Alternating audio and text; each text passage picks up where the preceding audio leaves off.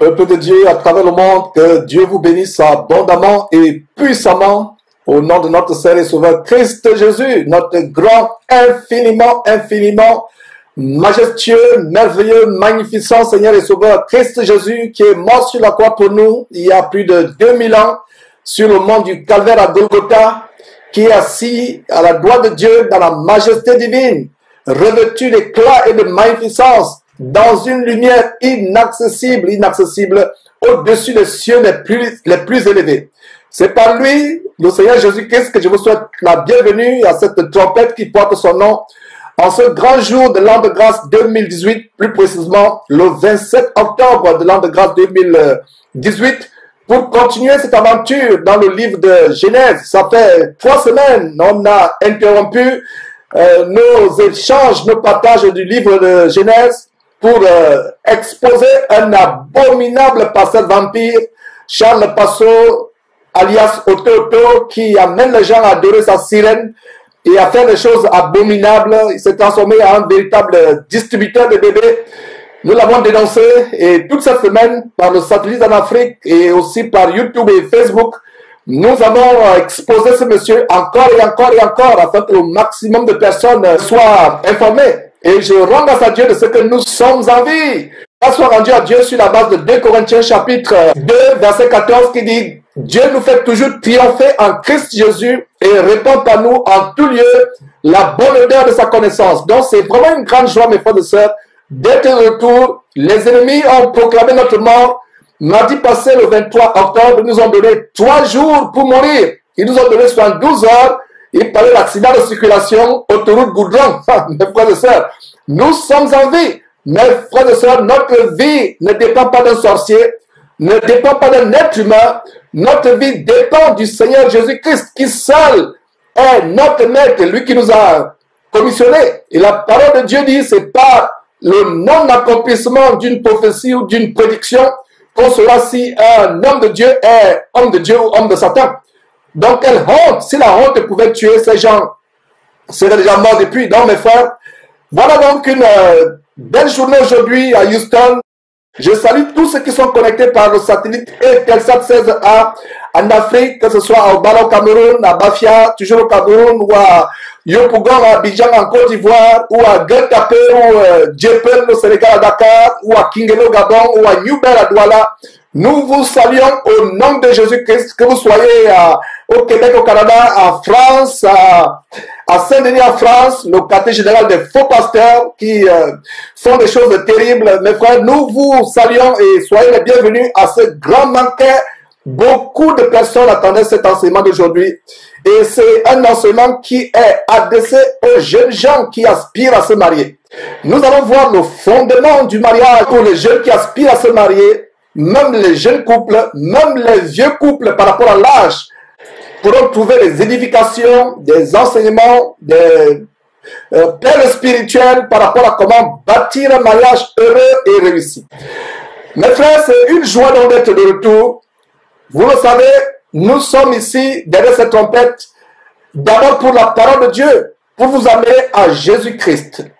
Jésus-Christ TV, c'est la télévision qui vous amène à Jésus-Christ. Ce n'est pas Georges TV, ce n'est pas Puissance TV, ce n'est pas Miracle TV, c'est Jésus-Christ TV, c'est-à-dire la télévision qui vous amène à être connecté à Jésus-Christ 24 heures sur 24 heures, à connaître le Seigneur Jésus-Christ, à l'aimer, à l'adorer, plus que toute autre chose, à mettre Jésus-Christ le premier dans notre vie, au-dessus de toute chose, après Dieu son Père.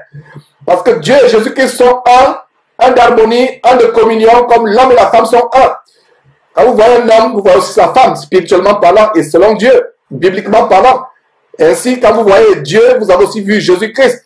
Mais bien qu'ils soient séparés l'un de l'autre, distincts l'un de l'autre, ils sont un d'harmonie, un de cohésion. Mes frères, donc, pour ceux qui sont familiers derrière cette trompette, quoi que ce soit que nous faisons, en pensée ou en parole, nous faisons tout au nom de notre Seigneur et Sauveur Christ Jésus, en rendant par lui des actions de grâce à Dieu son Père qui est notre Père également.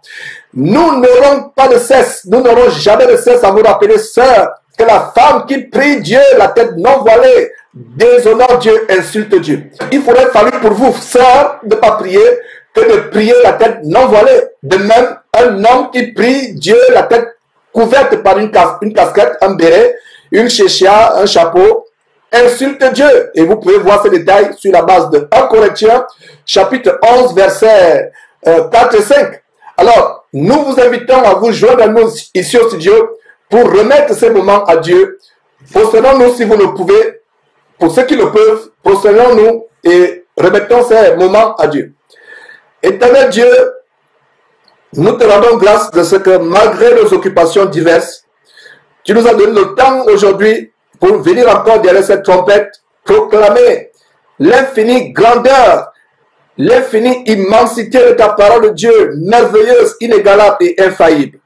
Cette parole qui est lumière à nos pieds, qui est lampe à nos sentiers, qui nous guide, qui nous nourrit, qui nous soutient, qui nous console, qui nous fortifie, qui nous réprimande, afin que nous puissions aller entrer dans ton royaume éternel, dans le paradis. Seigneur Dieu, merci donc pour ce grand jour. Merci pour le souffle de vie que tu nous as conservé. Ce n'est pas donné, Seigneur. Nous reconnaissons que c'est là une grâce venant de toi, une faveur. Parce que nous ne sommes pas encore parfaits comme tu voudrais que nous soyons parfaits. C'est ainsi que nous te demandons pardon pour nos défaillances, pour nos fautes, pour nos manquements, pour nos omissions, pour des choses que nous faisons, même involontairement, même inconsciemment. Seigneur, nous te demandons pardon. Nous ne sommes pas dignes, et moi particulièrement, digne de proclamer ta parole. Mais Seigneur, c'est avec des personnes faibles, sujets à faiblesse, ou des personnes ayant des défaillances ou des lacunes, que tu œuvres, Seigneur. Rends-moi digne pour cette parole que je vais partager aujourd'hui. Seigneur, donne-moi d'enseigner, non pas ce que les gens voudraient entendre aujourd'hui. Donne-moi d'enseigner, non pas ce que j'aurais bien voulu dire aux gens. Mais Seigneur, inspire mon intelligence à sortir de ma bouche ce que toi-même tu voudrais que les gens reçoivent. Même si c'est dur, même si c'est difficile à supporter, Seigneur Dieu. Nous te rendons grâce pour tes réprimandes, pour tes reproches, pour ta correction, pour ton instruction, afin que nous soyons parfaits, accomplis, propres à toute bonne œuvre et prêts à rencontrer le Seigneur Jésus-Christ qui reviendra certainement et dans le retour, nous pensons, est imminent. Merci donc pour toutes les connexions, les appareils et tout ce qui contribue de près ou de loin à la bonne marche de cette émission. Seigneur, rends ce studio invisible, rends les lieux, les endroits, les maisons de ceux qui reçoivent actuellement ta parole. Rends ces endroits, ces lieux, ces demeures invisibles à l'ennemi. Seigneur, nous t'en supplions, guéris toute personne qui est malade actuellement, comme il regarde cette émission, cet enseignement. Seigneur, si quelqu'un a un souci, apporte le bon dans le cœur, apporte la consolation dans le cœur, augmente la foi. Seigneur, nous te rendons grâce pour tous les membres de Jésus-Christ TV, que ce soit ici au studio présentement, que ce soit à travers le monde. Merci au nom de Jésus-Christ. Amen. Donc mes frères, ouvrez vos Bibles, tournez vos Bibles dans Genèse, voilà, le premier livre de la Bible. À titre d'introduction, avant que nous allions à Genèse, mes frères et sœurs, il y a une chose que je vais vous dire, c'est que le mariage est la plus grande institution de Dieu sur terre. Comme je l'ai toujours dit, et je ne me lasserai point de vous redire les mêmes choses comme Paul disait, car pour vous cela est salutaire. Le mariage est la plus grande institution de Dieu sur terre. Le mariage est quelque chose de très grand. Avant que les royaumes soient établis, avant même que l'Église soit établie, avant que quoi que ce soit parmi les hommes soit établi, la première chose qui a été établie parmi les hommes, c'est le mariage en Genèse chapitre 2. L'histoire de l'humanité commence par le mariage. Le grand mariage entre Adam et Ève, Dieu lui-même a choisi une épouse à Adam. Adam n'avait jamais demandé d'épouse. Lui-même a choisi une épouse à Adam. Et Adam est celui par qui le mariage est institué. Donc, le mariage commence à Éden, au paradis, par Adam et Ève. L'histoire de l'humanité se terminera par le grand mariage, la noce de l'agneau, la célébration du grand mariage entre l'Église, épouse de Jésus-Christ, et l'époux, Jésus-Christ, l'agneau de Dieu. L'agneau de Dieu. Donc, le mariage étant important, Ce n'est donc pas surprenant qu'il ait pris d'assaut par le diable. Regardez, toutes sortes de travestissements, toutes sortes de travestissement du mariage, d'édulcoration du mariage. Le mariage qui est supposé être l'union entre un homme et une femme est étendu aux abominations telles que le mariage entre un homme et un homme, une femme et une femme. Ce n'est pas par hasard. Et même dans les couples hétérogènes, même chrétiens, hommes et femmes, beaucoup de frères et sœurs vivent des mariages lamentables, tout simplement parce que ces mariages ne sont pas fondés sur le roc Jésus-Christ. L'enseignement d'aujourd'hui aura pour but de vous montrer comment le mariage doit être institué par Dieu et établi par Dieu, institué par Dieu, et comment les hommes et les femmes doivent vivre les relations du mariage étant fondées dans le roc qui est Jésus-Christ. Rappelez-vous ce verset qui parle de Jésus-Christ comme étant le rocher de tous les âges.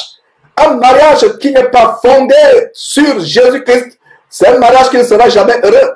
C'est un mariage qui ne va pas durer. C'est un mariage qui sera misérable, lamentable. Et nous allons voir ce passage.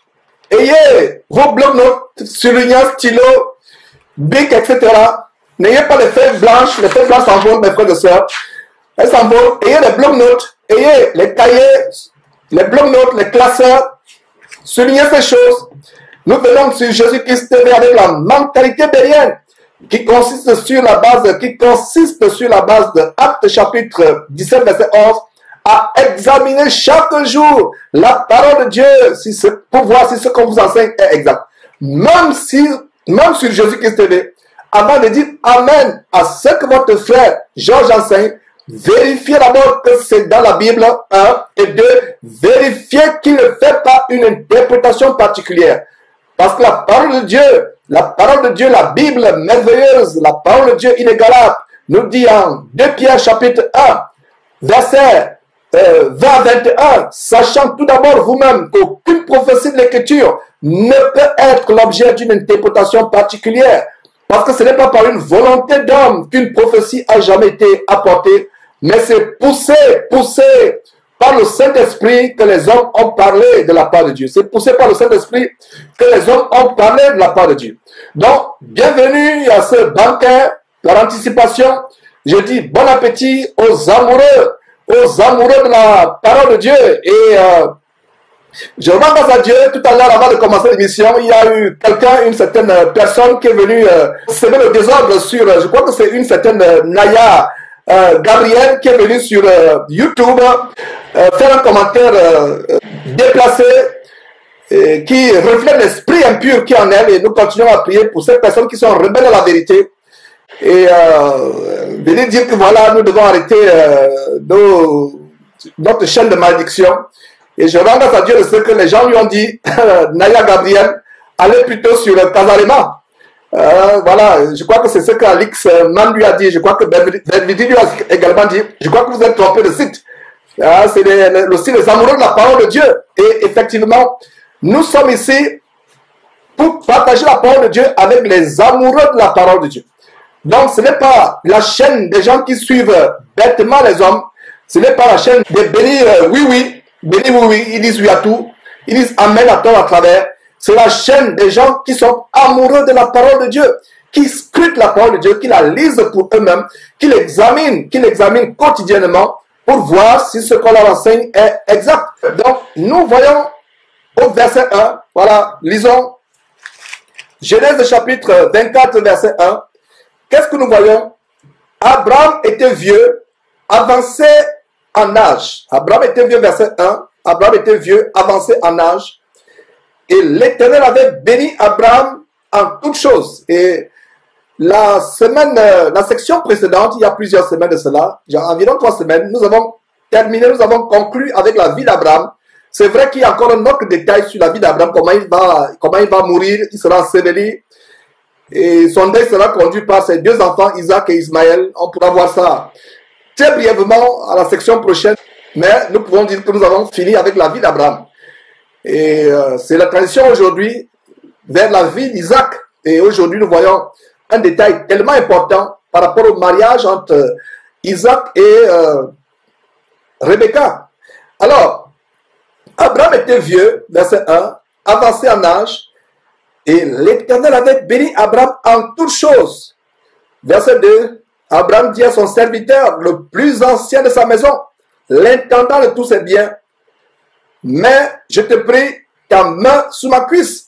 Quelle chose délicate Abraham a-t-il demandé à son serviteur. La cuisse, c'est quelque chose, c'est une partie intime sur le corps d'un homme ou d'une femme. Mais voilà comment Abraham amène son serviteur à prendre un serment, à poser la main sur une partie intime de son corps, comme la cuisse. Et ce n'était pas sur la cuisse, c'était sous la cuisse. Sous la cuisse, notez très bien ce détail, ce n'était pas sur la cuisse, c'était sous la cuisse. À vous de tirer les conclusions. Verset 3, et je te ferai jurer par l'Éternel, le Dieu du ciel et le Dieu de la terre. Voilà, l'Éternel, c'est le Dieu du ciel et le Dieu de la terre. De ne pas prendre pour mon fils une femme parmi les filles des Cananéens au milieu desquelles j'habite. Pour nous chrétiens aujourd'hui qui lisons ce passage, nous dirons que Abraham a dit à son serviteur, je n'aimerais pas que tu prennes une femme parmi les non-chrétiens, parmi les païens. Voilà, nous annonçons les couleurs dès le verset 3. Abraham dit, de ne pas prendre pour mon fils, une femme parmi les filles des Cananéens. Aujourd'hui, un chrétien véritable ne devra pas prendre, ne doit pas prendre comme épouse pour son fils une femme, une fille parmi les non-croyants. On va voir ça par la suite. Verset 3 nouveau, et je te ferai jurer par l'Éternel, le Dieu du ciel et de la terre, de ne pas prendre pour mon fils une femme parmi les filles des Cananéens au milieu desquels j'habite. Il y a deux choses, mes frères et sœurs, que nous pouvons apprendre dans ce chapitre 1. Premièrement, les conseils spirituels bibliques sur le mariage et le choix d'un époux. En particulier, donc, en première partie, parmi les deux choses que nous pouvons voir dans ce passage, les conseils, dans ce chapitre, les conseils bibliques, spirituels bibliques sur le mariage et en particulier le choix d'un époux. Et deuxièmement, mes frères et sœurs, ce qu'on va apprendre dans ce chapitre, c'est que le chapitre 24 de Genèse en entier est une image de Dieu le Père envoyant le Saint-Esprit chercher une épouse pour son fils, Jésus-Christ. Si vous gardez très bien en esprit ceci, vous comprenez toutes les perles spirituelles contenues dans ce chapitre. Je reprends. Ce chapitre est une image de Dieu le Père envoyant le Saint-Esprit cherchant une épouse pour Jésus-Christ. Donc, Abraham est le reflet du Père de Dieu. Notez très bien que je n'ai pas dit qu'Abraham est Dieu et le serviteur est le Saint-Esprit et Isaac est Jésus-Christ et Rebecca est l'église de Jésus-Christ. Ce n'est pas ce que je dis. Je dis bien une image. Le reflet, c'est l'anticipation de comment le Saint-Esprit devait être envoyé par Dieu le jour de la Pentecôte pour préparer une épouse pour le Seigneur Jésus-Christ. Si vous ne comprenez pas cela, dès le début ici, vous allez manquer beaucoup de choses dans ce passage. Donc, en même temps que nous allons voir les fondements du mariage chrétien et nous allons répondre aux questions les uns des autres sur comment le mariage chrétien doit être célébré. Est-ce que la dot est biblique? Quelle est la cérémonie de mariage? Est-ce qu'on doit se marier à l'église? Est-ce qu'on doit se marier devant les hommes, etc. En même temps que nous allons répondre à cette répondre à ces questions, nous allons montrer aux frères et sœurs le fondement biblique de comment ce chapitre est à l'image de Dieu le Père qui envoie le Saint-Esprit chercher une épouse pour son fils Jésus-Christ. Je précise que je n'ai pas dit qu'Abraham est Dieu, que son serviteur c'est le Saint-Esprit, qu'Isaac est Jésus-Christ et que Rebecca est l'Église. Non, ce n'est qu'une image, le reflet. Parce que si vous ne comprenez pas cela, mes frères, vous aurez des problèmes à comprendre ce passage. Donc, je reprends, il y a deux choses, pour ceux qui prennent les notes, il y a deux choses que nous pouvons apprendre dans ce chapitre. Donc, les conseils bibliques spirituels sur le mariage et en particulier le choix d'un époux ou d'une épouse. Deuxièmement, en deuxième lieu, ce chapitre en entier, le chapitre 24, est l'image de Dieu le Père qui envoie son Saint-Esprit, le Saint-Esprit, choisir une épouse pour son Fils Jésus-Christ. Donc, comme je le disais, si vous gardez à l'esprit ce détail, cette deuxième précision, vous ne manquerez pas, vous ne raterez pas toutes les perles spirituelles cachées dans ce chapitre.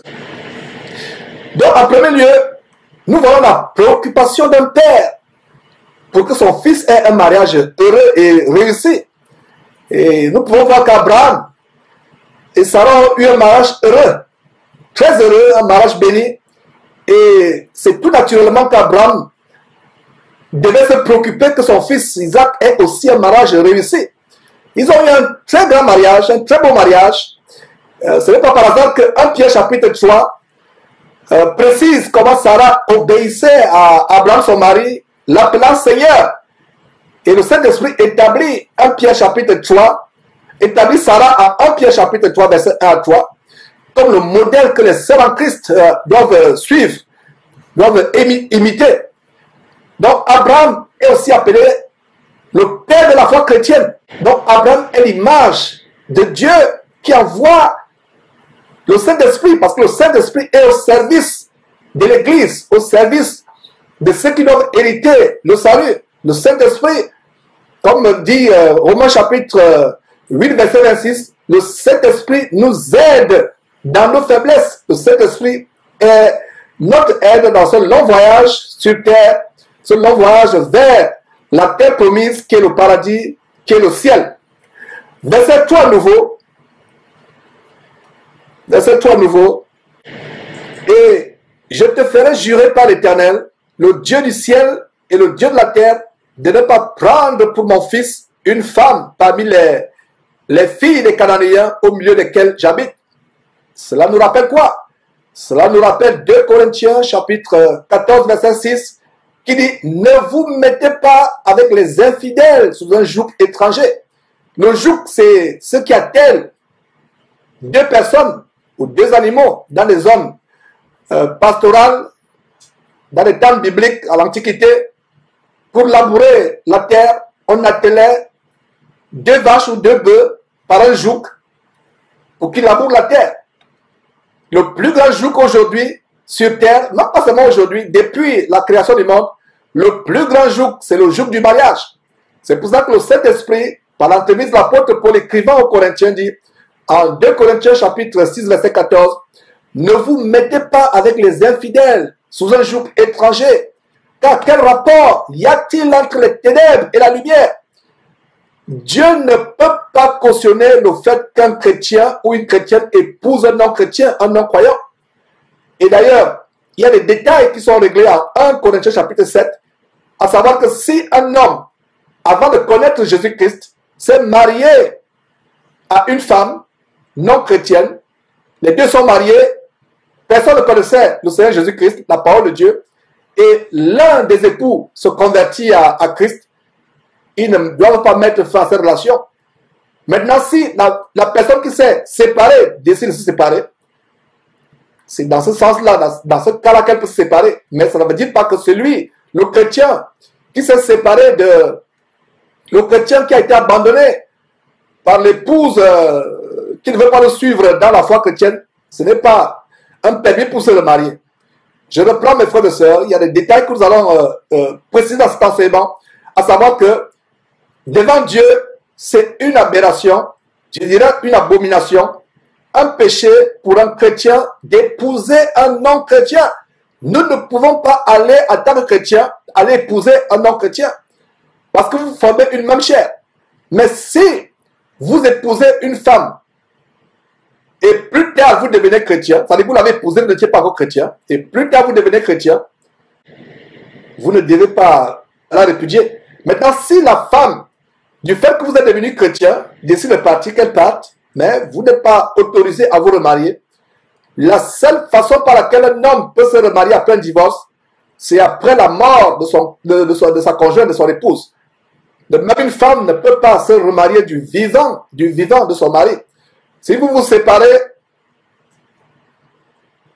assurez-vous que vous ne pourriez même plus, ne serait-ce que mentalement, penser à un homme ou à une femme selon que vous êtes homme ou femme. Donc, regardez comment Abraham fait jurer à son serviteur de ne pas prendre les filles parmi les Cananéens, au milieu desquels il habitait. Nous sommes dans le monde, nous sommes entourés de Cananéens, c'est-à-dire des non-chrétiens. Parce que quand nous, aujourd'hui, nous lisons Cananéens, nous voyons les non-chrétiens. Un chrétien ne peut pas épouser une non-chrétienne. Une chrétienne ne peut pas épouser un non-chrétien. Si vous voulez vous entêter à dire que voilà, moi je vais épouser, peut-être Dieu va le changer après le mariage, c'est un grand risque. Satan a écouté votre prière. Satan a compris comment vous avez dit, je vais épouser un non-croyant parce que Dieu pourra le changer. Je vous assure que votre mariage sera une grande tribulation parce que le diable fera tout pour que ce monsieur ne se convertit pas. Imaginez-vous, femme, pieuse dans le Seigneur, vous épousez un homme non-croyant qui vous promet qu'il va devenir chrétien une fois que vous allez vous marier. Il y a des personnes qui vont dire que voilà, vraiment, donne-moi un peu de temps, tu me presses trop, laisse-moi moi-même venir à Christ, donne-moi le temps pour être converti. Marions-nous, donne-moi du temps, je pourrais me convertir. C'est un grand risque. Le diable est là, il est pire. Le diable voudrait rendre le mariage misérable. Et s'il y a un endroit où le diable attaque le plus des chrétiens, c'est le mariage. C'est pour ça que l'apôtre Paul disait, je voudrais que tous les hommes soient comme moi. Ça dit que célibataire, l'apôtre Paul ne s'était jamais marié. Il disait que je voudrais que tous les hommes soient comme moi. Mais chacun tient de Dieu un don ou une habilité, une capacité de telle ou telle manière. Il met en garde, l'apôtre Paul met en garde, en fait ce n'est pas l'apôtre Paul, c'est le Saint-Esprit qui met en garde en disant, ceux qui veulent se marier auront beaucoup de tribulations dans la chair. Soit de la part de votre conjoint, soit de la part de votre conjointe, soit de la part des enfants. Le mariage est sujet à tribulation. Je vous assure que pour que votre mariage soit à l'abri de tribulation, il faut arriver, vous, mari et femme, à un niveau de renouvellement de votre intelligence, à un point où vous mettez Dieu et la parole de Dieu au-dessus de toutes choses dans vos rapports. Alors, c'est un grand risque pour les chrétiens de prendre des épouses ou des époux parmi les Cananéens, parmi les non-chrétiens. Il y a des chrétiens aujourd'hui qui comprennent, parce que ceux qui sont divorcés, les chrétiens divorcés qui m'écoutent actuellement, me disent, mais Georges, vraiment, tu ne peux pas être plus clair en disant ce que tu es en train de dire. Nous sommes en train d'expérimenter les résultats de notre désobéissance. L'ignorance n'est pas une excuse. Il y a des gens qui vont dire, je ne connaissais pas cette parole, mais malgré le fait que Dieu vous a pardonné, Dieu vous a fait grâce, il peut arriver que nous continuons à récolter, à vivre les conséquences de notre désobéissance. C'est comme une femme qui a eu des enfants hors mariage, avant d'être mariée, elle a 2, 3, 4 enfants, elle devient chrétienne. Est-ce que Dieu lui a pardonné? Oui, Dieu lui a pardonné. Mais est-ce qu'elle va continuer à vivre la souffrance, les tribulations du fait d'élever 4, 3, 4, 5 enfants sans leur père seul? Il n'y a rien qui puisse... il n'y a rien qui peut changer.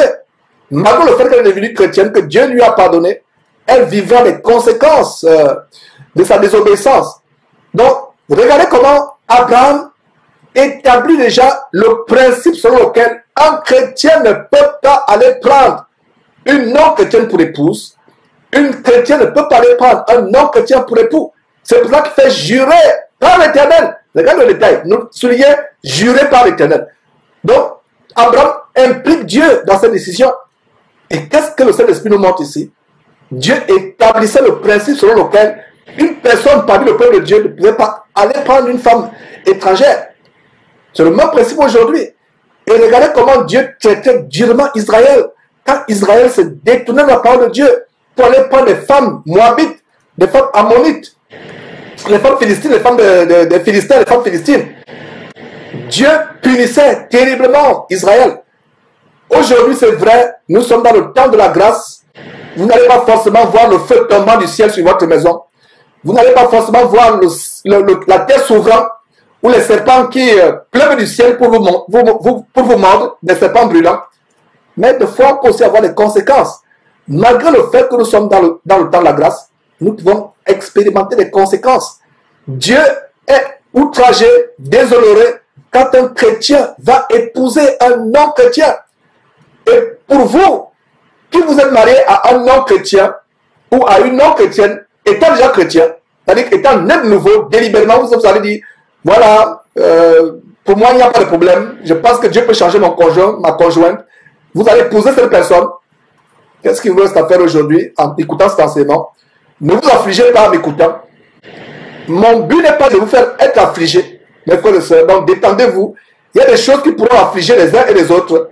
Mais je ne m'empêcherai pas de vous dire la parole de Dieu, pas peur de vous affliger. Je préfère dire ce que Dieu voudrait que je vous dise. Bien des fois, les choses que vous allez écouter dans cet enseignement aujourd'hui ne seront pas des choses aisées. C'est des choses difficiles. Pour vous qui vous êtes rebellés contre Dieu, étant chrétien de nouveau, en allant épouser soit une femme non chrétienne, soit un mari non chrétien, tout ce que vous pouvez faire en m'écoutant, au lieu de vous affliger, demandez pardon à Dieu dans votre cœur de ce que vous êtes rebellé contre Dieu. Et si c'est possible, selon sa volonté, de renverser la vapeur, peut-être de changer le cœur de votre conjoint, de votre conjointe, ou de vous faire supporter les tribulations que vous allez endurer. Imaginez-vous une femme pieuse qui a connu le Seigneur, mais qui est un homme ivrogne, un homme qui va avec les prostituées. Vous voilà, vous avez passé une soirée en train de chanter les cantiques, à genoux, en train de glorifier Dieu, par la langue, dans la piété, votre tête couverte. Votre mari rentre à 4 h du matin, puant le vin, et il veut de vous. Qu'est-ce que vous allez faire? Vous venez de passer le temps avec le Seigneur Dieu et vous savez bien qu'il est parti dormir chez la maîtresse ou chez les prostituées. On l'a surpris dans un bar avec les prostituées, dans un hôtel avec les prostituées. Il est à 4 h du matin, puant le vin. Il veut que vous lui serviez à manger. Entre guillemets, vous me comprenez, vous adultes. Vous allez lui servir à manger. Voilà ce que vous allez vivre. Il faut que je prenne des exemples comme cela pour vous montrer comment c'est tellement risquant de vous marier à une femme qui n'est pas chrétienne ou de vous marier à un homme qui n'est pas chrétien. Qu'en est-il d'une femme insensée qui n'est pas chrétienne? Après 2 semaines de jeûne, vous sortez de cette semaine de jeûne, l'ennemi passe par elle pour vous couvrir d'injures.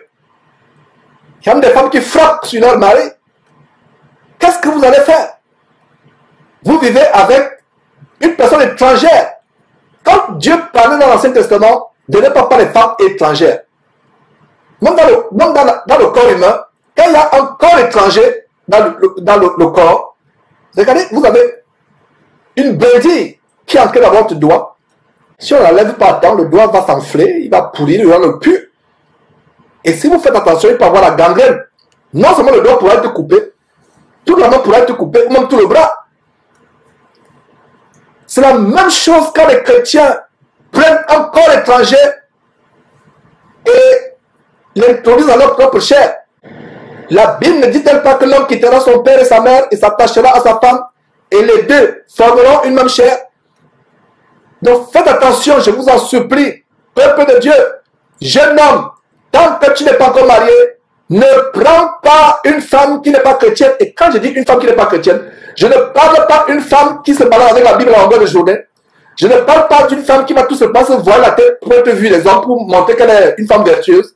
Je ne parle pas des chrétiens du dimanche qui vont dans les dénominations se faire abuser, escroquer par les faux pasteurs. Je parle d'un chrétien qui vit au quotidien 24 heures sur 24 heures dans sa vie privée sa foi chrétienne. Parce que c'est plus dangereux, c'est pire, mes frères et sœurs, d'épouser une femme qui se dit chrétienne mais qui n'est pas chrétienne. C'est pire d'épouser un homme qui se dit chrétien mais qui n'est pas chrétien. Il aurait fallu pour vous 1000 fois, 10 000 fois épouser un musulman, un bouddhiste, que d'épouser un chrétien mais qui est un faux chrétien. C'est encore plus grave. Donc quand on dit chrétien, nous ne parlons pas de quelqu'un qui a une carte de baptême, qui va vous dire, mais j'ai été baptisé, regarde, j'ai ma croix au cou, j'ai mon chapelet. Ce n'est pas de ça. Quand on parle, mes frères et sœurs, de chrétien, c'est quelqu'un qui vit la parole de Dieu. C'est quelqu'un qui aime Dieu et qui aime Jésus-Christ plus que toute autre chose sur terre. Demandez à Dieu, vous jeunes gens, demandez à Dieu, vous, jeune femme, un époux ou une épouse qui aime Dieu et Jésus-Christ, la parole de Dieu, plus que vous. Le secret du mariage, c'est d'avoir un homme qui va vous aimer, ma sœur, moins que Dieu, qui va aimer Dieu et Jésus-Christ plus que qui ne vous aime. Le secret pour le mariage réussi, ma sœur, c'est d'avoir un homme qui aime Dieu plus qu'il ne vous aime. Vous ne pouvez pas entrer dans un rapport de jalousie avec Dieu. Comme ce frère qui a raconté une femme, une sœur en Christ soi-disant, et je ne sais pas s'il y a eu une déclaration de fiançailles entre les deux. Le frère est tellement zélé, le genre de frère qui va dans les bus, dans les trains, prêcher la parole de Dieu. Dans les premiers jours de leur fiançailles, la fiancée dit au fiancé, au frère en Christ, mais vraiment ton zèle là aussi, est-ce que c'est comme ça, ce sera comme ça le mariage? On commence même déjà comme cela, tu n'as pas le temps pour moi. Dieu le matin, Dieu à midi, Dieu le soir. Elle n'a pas eu le temps de continuer. Le frère est parti de l'encourant de ces relations. Vous voyez? Heureux ma soeur, si tu as un homme qui aime Dieu, plus qu'il ne t'aime, même s'il ne te consacre pas de temps. Ce n'est pas aussi pour cela que, à cause du ministère, vous n'allez pas consacrer le temps à votre femme. C'est un détail sur lequel je vais revenir. Et pour nous qui sommes dans ce ministère, notre prière doit être que Dieu nous donne la balance juste dans notre ministère, de ne pas négliger nos engagements en tant qu'homme, parce qu'on a un ministère, ou de ne pas négliger les enfants. Ça peut être tellement difficile parce que c'est un fardeau. Avoir un ministère, mais n'oubliez pas aussi qu'il y a d'autres obligations en tant que père, en tant que mari. Tout ça, nous devons demander à Dieu une balance. Mais c'est un risque, mes frères et sœurs, d'épouser un homme qui n'a pas la crainte de Dieu, qui n'est pas un véritable disciple, parce que chrétien, c'est devenu banal. S'il vous plaît, frères et sœurs, chrétien, ce n'est pas qu'il est dans une dénomination. D'ailleurs, si quelqu'un est dans une dénomination, il n'a pas encore compris la parole de Dieu. Parce que dans tout le Nouveau Testament, il n'y a pas un seul verset qui nous montre que les églises avaient des noms. Parce que dénomination signifie nom. Dans dénomination, il y a un nom. Une église n'a pas de nom. Une église qui a un nom, sortez de l'encourant. Si vous êtes dans une église qui a un nom, vous n'êtes pas encore véritablement un chrétien. Parce qu'un chrétien, c'est quelqu'un qui a bien compris quelle est sa position en Christ, qui a bien compris la parole de Dieu et qui comprend que lui-même est l'église. Les églises se réunissent de maison à maison, mes frères et sœurs. Donc, c'était une grande parenthèse. Regardez comment le verset 3 nous montre comment Abraham ne pouvait pas supporter que son fils épouse quelqu'un du monde, d'un étranger. Il fallait quelqu'un de la même nature, de la même famille. Aujourd'hui, notre famille, c'est la famille spirituelle. Parce que dans l'Ancien Testament, tout était charnel, tout était physique. Mais aujourd'hui, quand nous lisons l'Ancien Testament, nous lisons par rapport à notre position dans l'Église. Donc, verset 3 nouveau, toujours chapitre 24 Genèse.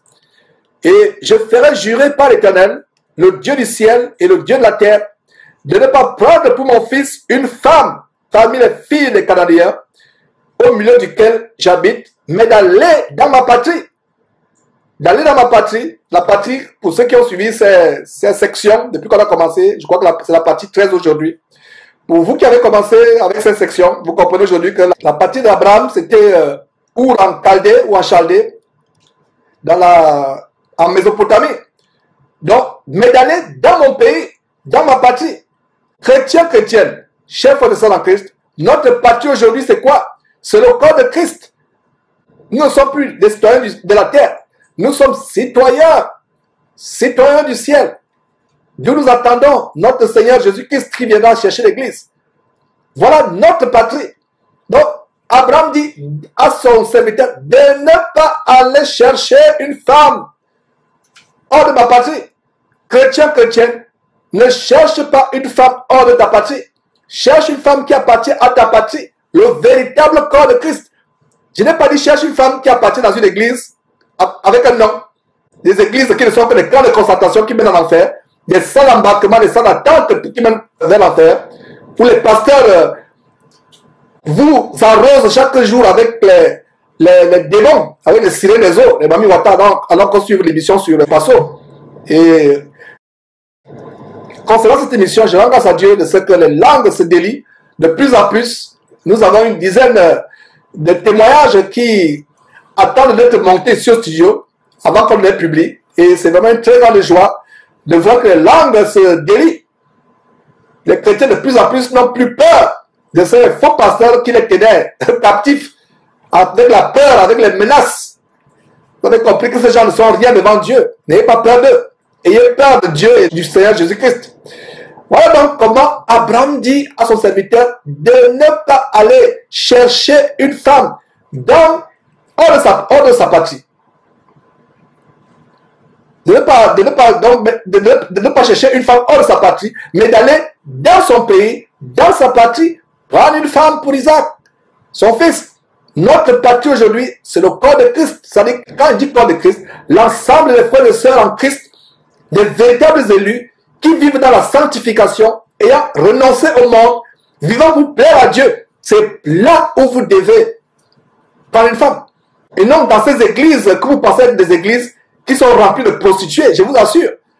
Allez dans ces églises, quand vous voyez une femme, je pense que beaucoup de chrétiens aujourd'hui ont du mal à trouver des épouses, parce que dans la plupart de ces églises que vous appelez églises, ce n'est que des prostituées, des gens avec des filles avec des mises de prostituées.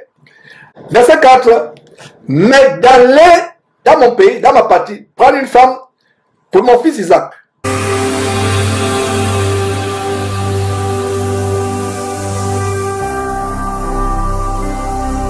Jésus-Christ TV, vous connaîtrez la vérité et la vérité vous affranchira.